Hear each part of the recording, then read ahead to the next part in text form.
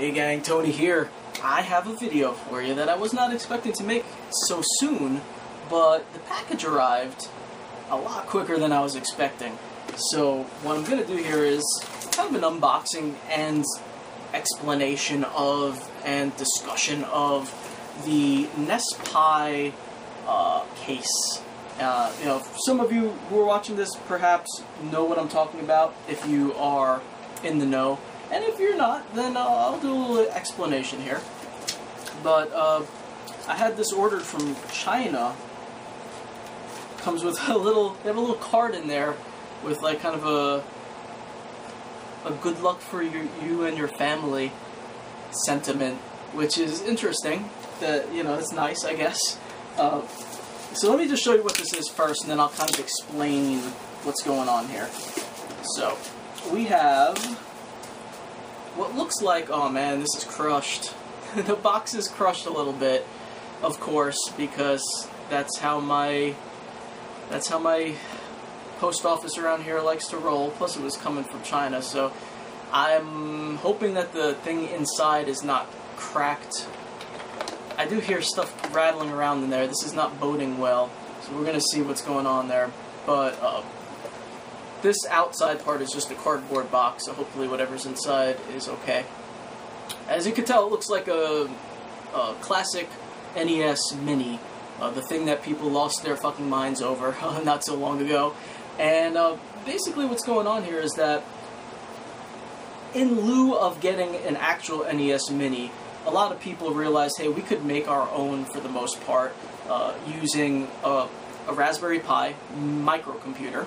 And that's what I have right here. If you don't know what a Raspberry Pi is, that is a Raspberry Pi. It's a little microcomputer that you could do all sorts of projects with. But, of course, what we're talking about today is a retro gaming console. And I've had this for a while, over a year now, maybe 2 years, and I basically had it in this case, which is what it came with. And, you know, it works fine, but for those of us who want to, like, up the ante a little bit, maybe make it actually look like one of the NES classic minis, there are now cases out that you could do that with. Prior to this being released, there's actually this really awesome group we'll give a little shout out for on Facebook called the SNES and NES Mini Builders, if I'm remembering the name correctly.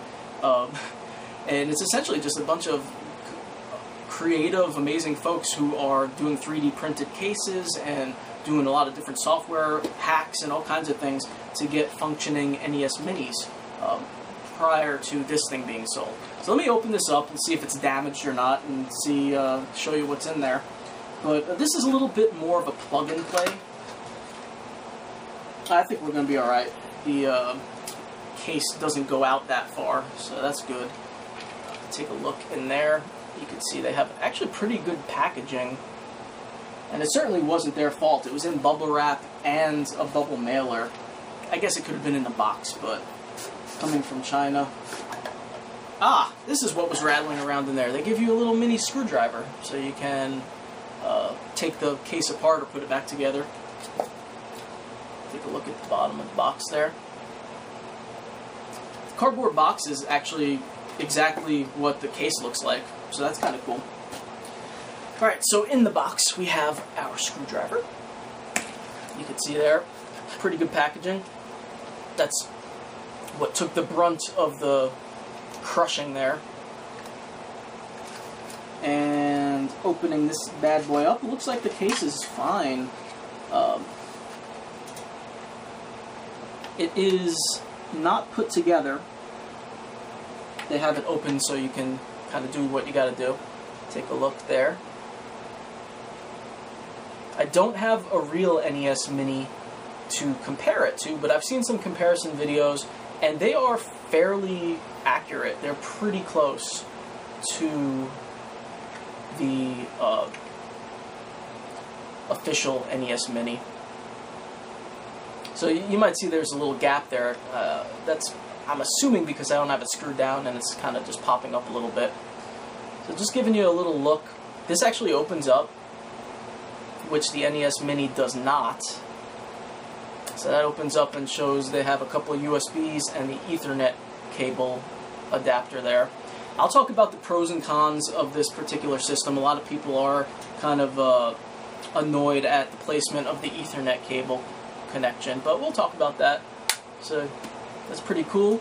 And then we have on this side, there's the mini SD card goes in there, and these buttons actually work.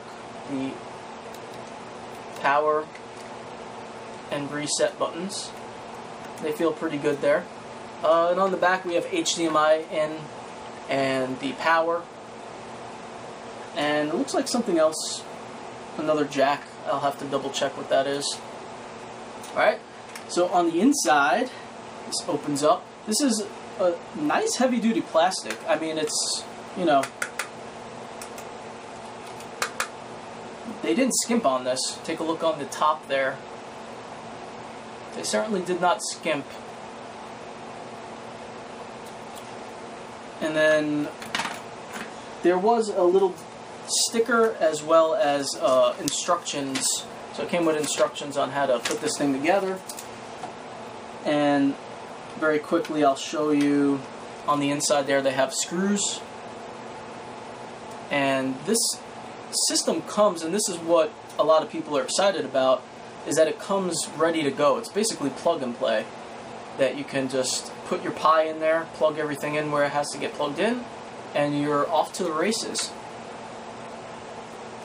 Has little rubber feet on the bottom, and it looks like they even put little stickers, like clear sticker stuff on there to protect them, which is, you know, a nice touch. And finally, a lot of people are very excited about this as well. Right here, that actually comes off, and you can put your extra SD cards in there. So put your little storage for SD cards. Alright, so that's the gist of what it looks like and everything that comes with it. So let's talk a little bit about the pros and cons of this particular case. I picked mine up when it was on sale for $20. So at $20, this was a hell of a deal. I got alerted to it over in the NES Mini Builders Facebook page. A lot of people jumped on it at that point, but so many people were buying it up that the sellers bumped the price up to $40 and then bumped it up to $60, and then it went out of stock. And a lot of people were getting a little up in arms about that because the price jumped and then they went out of stock so quickly that a lot of people missed out on it. And I just checked eBay. Apparently a couple of people even sold these for upwards of $160 to, I guess, people who were panicked and wanted one really bad. So they got them for $160, but I did also notice that they're now being sold on eBay for $59.99. And what the company is saying is that $60 was always going to be the retail price. They just were doing kind of like a little deal to get interest. So the $20 was never the actual price, it was just a sale price. And they are coming back. So the ones on eBay, it looks like it's a pre-order or something. I don't know if it's the actual company, Retroflag, or not. But Retroflag is going to get them back, and they will be $60 apparently when they come back. The shipping from China was, I believe it was free shipping if I'm not mistaken, and it got here in 9 days. It was saying that it wouldn't be here until like the end of August, which wouldn't have surprised me given it's coming from China. But yeah, I'm looking around for the packing slip to see if the shipping was on there. But yeah, it was a really, yeah, free shipping, $19.99, and it came in 9 days. Nice packaging, got a little crushing on the box. So some of the cons of this thing, as I mentioned, some people do not like the placement of the Ethernet cable. I don't use Ethernet for when I'm using it as a gaming machine, so I'm not really concerned with that. I use Wi-Fi. I have this is a Raspberry Pi 2, so it does not have the built-in Wi-Fi. I actually have to use the little dongle for that. But Raspberry Pi 3s have Wi-Fi, and unless you're doing something that's like, I don't know, intensive, I usually feel like the Wi-Fi is fine. I don't generally need this extra speed of the Ethernet cable, and I don't have very fast internet anyway, so that doesn't bother me. I know it's a legitimate gripe, though, I think. The other problem with this that someone mentioned is that when you use the power button, it actually just shuts off the Pi from a running state.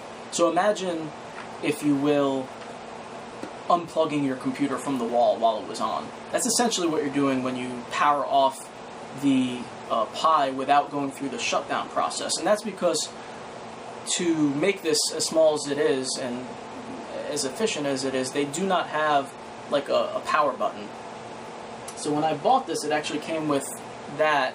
It's a power cord, and there's a little power button there which turns it on and off. But even when I'm running that, if I was to just hit that power button, the same as if I was to hit this power button, it would just turn it off. And it's not really good for the computer components and the software or whatever. I don't know too much about it, I just know it's not good. So that's one gripe, because when these other guys are building out their printed cases, they actually have a script that they put in, so then when you press the power button, it puts it into the shutdown and then turns it off, so it does it properly.